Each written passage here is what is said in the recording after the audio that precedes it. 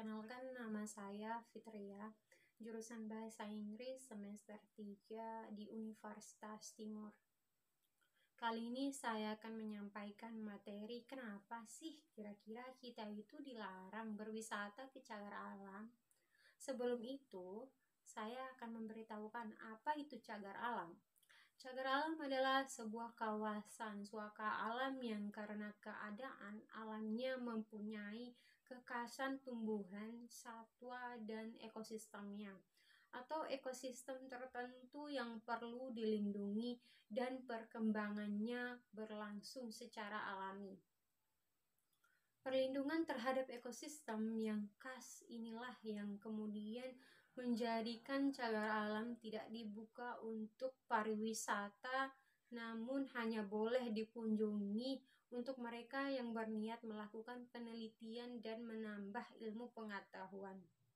Dalam Kamus Besar Bahasa Indonesia bisa disingkat KBBI, cagar alam merupakan istilah hukum daerah kelestarian hidup tumbuh-tumbuhan dan binatang atau bisa disebut flora dan fauna yang terdapat di dalamnya dilindungi oleh undang-undang dari bahaya kepunahan suaka alam.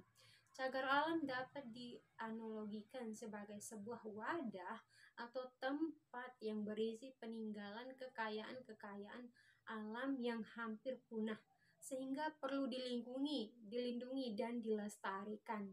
Dan karakteristik yang menjadi penentuan kawasan cagar alam itu sendiri diantaranya yang pertama, mempunyai keanekaragaman jenis tumbuh-tumbuhan dan ekosistem. Dua, mewakili formasi dari biodata tertentu.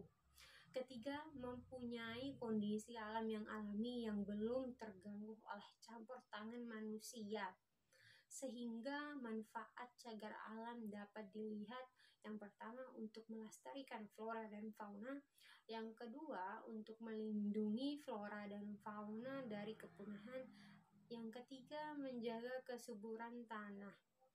Dapat dijadikan sebagai tempat wisata. Dan kenapa kita dilarang berwisata ke cagar alam itu sendiri?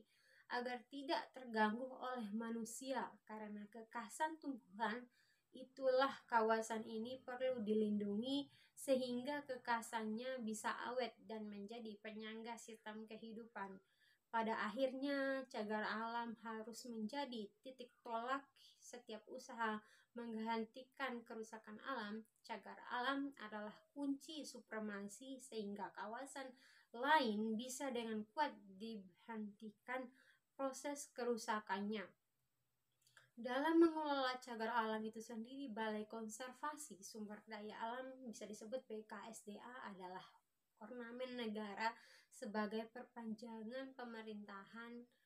BKSDA merupakan unit pelaksanaan teknis yang berada di bawah komando Direktorat Jenderal Perlindungan Hutan dan Konservasi Alam, Kementerian Lingkungan Hidup dan Kehutanan Republik Indonesia. Selain bertanggung jawab terhadap ruang lingkup cagar alam, BKSDA juga bertanggung jawab atas pengelolaan kawasan suaka alam, kawasan konservasi, suaka marga satwa, serta taman nasional di Indonesia. Seperti yang telah disampaikan, cagar alam tidak dapat dikunjungi bebas karena untuk dapat masuk ke dalamnya perlu izin dari BKSDA. Secara garis besar, tugas BKSDA adalah mengawasi peredaran, perkembangan, dan pertumbuhan flora dan fauna, serta memantau upaya penangkaran dan pemeliharaan flora dan fauna yang dilindungi baik oleh pribadi, perusahaan, lembaga konservasi, atau siapapun itu. Kita perlu untuk melindungi cagar alam itu sendiri. Semoga materi yang telah saya sampaikan tentang cagar alam bisa bermanfaat untuk kita semua sehingga dapat untuk dilindungi dan supaya cagar alam itu sendiri bisa awet dan tidak punah di tangan manusia sembarangan. Dan cukup itu saja yang perlu saya sampaikan. Jika ada kata-kata yang sulit dimengerti atau tidak dimengerti sama sekali, mohon maaf. Atas kesalahan tentang penjelasan saya atau kurang dimengerti, mohon maaf untuk kita semua. Terima kasih.